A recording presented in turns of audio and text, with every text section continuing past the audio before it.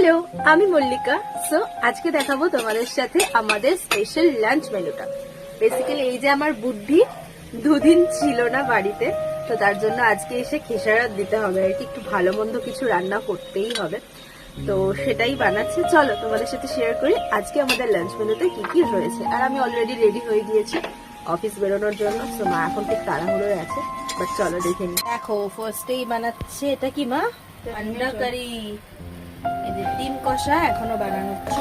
এখানে বানিয়েছে এটা নিরামিষ। আচ্ছা, এটা আমাদের চিংড়ি মাছ দিয়ে পালং শাক, এটা বাবার নিরামিষ ভার্সন আর কি।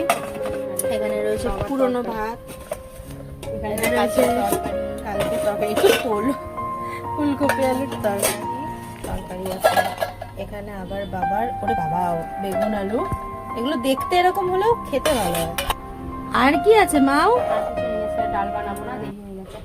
আচ্ছা, তো এই হচ্ছে আজকে আমাদের লাঞ্চ মেনু।